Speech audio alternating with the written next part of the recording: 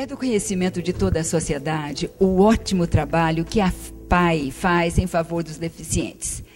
E em Anápolis, de maneira especial, a PAI tem um cuidado com as pessoas que têm déficit intelectual. Mas agora uma boa notícia é que a PAI, já expandindo as suas atividades, tem um atendimento às pessoas com deficiência auditiva. É o CRASA. E a coordenadora da saúde, do Programa de Saúde Auditiva do CRASA, está aqui conosco. É a Carla Andrade. É um prazer tê-la aqui no programa, querida. Olá, Nádia. É um prazer também estar aqui. O que é que o CRASA oferece à população? Qual é o trabalho do CRASA?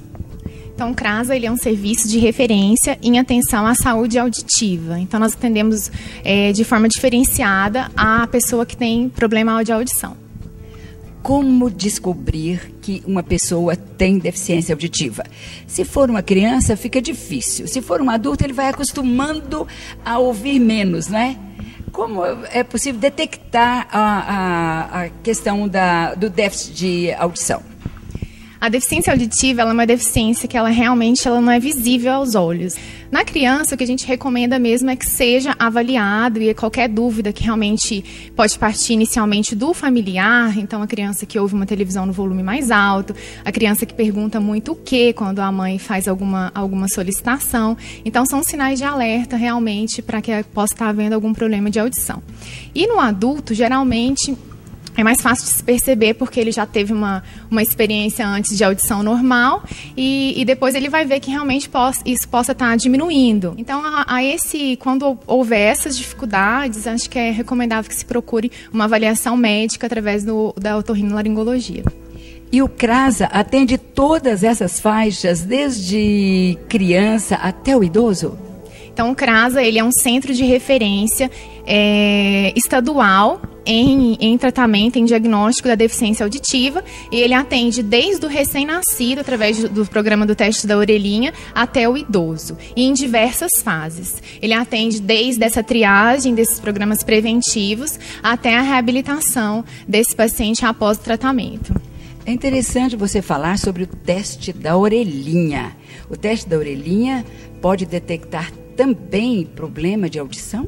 Isso mesmo. O teste da orelhinha, então, ele é um programa, na verdade, de triagem auditiva do recém-nascido. E o objetivo de se fazer essa triagem do recém-nascido é que para que a gente possa, o mais precocemente, estar detectando a deficiência auditiva. Então, através desse programa, é um exame super simples, é um exame que não dói, é um exame hoje que é obrigatório por lei, como o teste do pezinho, que todo mundo já tem um conhecimento maior. E é um exame que faz através de um equipamento que tem uma sensibilidade muito grande, então níveis pequenos de perda auditiva é possível de ser detectado através desse exame, é oferecido de forma gratuita, então é oferecido pelo SUS esse procedimento, dentro do programa de saúde auditiva da APAI, e é realmente extremamente importante se fazer logo ao nascimento.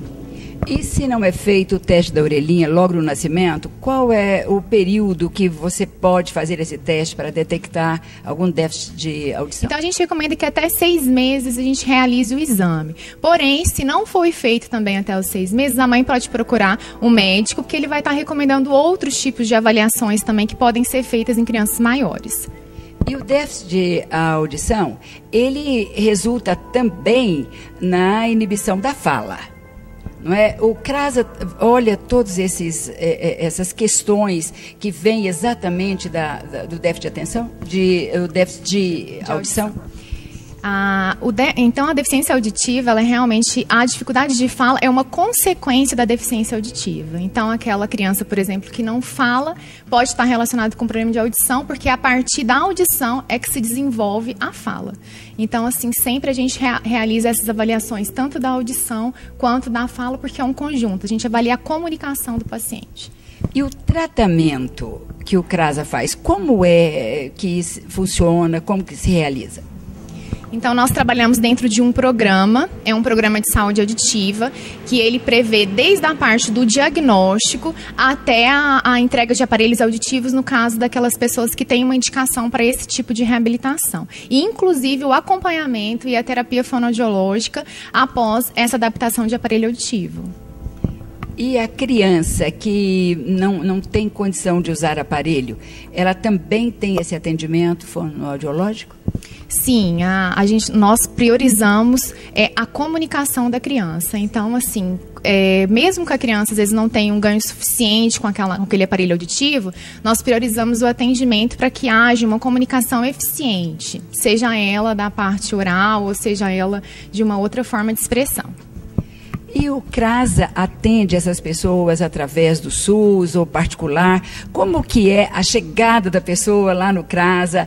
Então, o atendimento desse paciente, para dar entrada nesse atendimento no CRASA, ele é feito através da regulação do município. Ou seja, o paciente que tem uma queixa, ele tem uma suspeita de alguma alteração auditiva e precisa de procurar um tratamento especializado, o primeiro passo é que ele consulte com o médico da unidade básica de saúde. E é através dessa consulta que o médico vai identificar se é realmente um paciente que tem um perfil para poder ser encaminhado para um serviço de referência e fará então esse encaminhamento.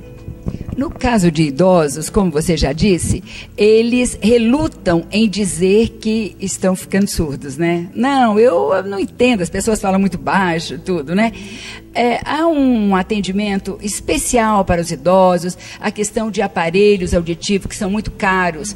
Como que é essa questão no atendimento ao idoso?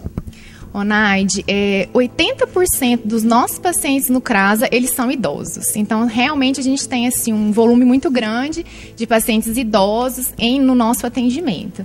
Então, é realmente isso que você acabou de falar. As primeiras queixas estão relacionadas a isso. O fulano fala muito baixo, eu não consigo ouvir. Eu consigo ouvir. E também relacionado com isso, a questão de não entender a fala. Então, quando ele chega para nós, para a gente iniciar o programa, muitos deles acham que não tem problema de audição.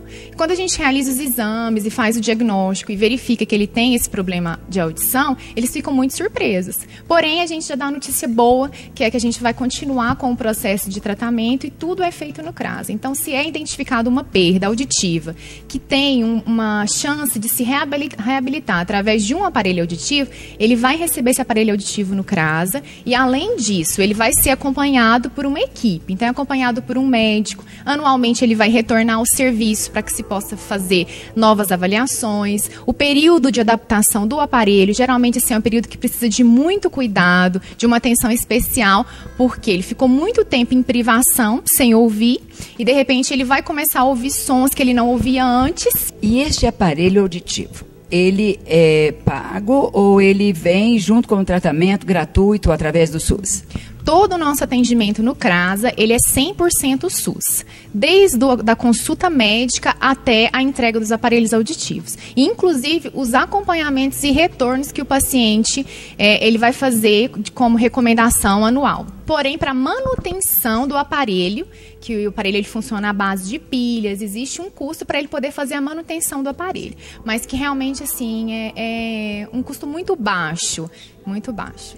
Você já começou a falar, mas eu gostaria que você nos passasse os resultados que vocês têm obtido lá, tanto de criança quanto idosos. Esses resultados têm sido positivos e em número grande? Muito positivos.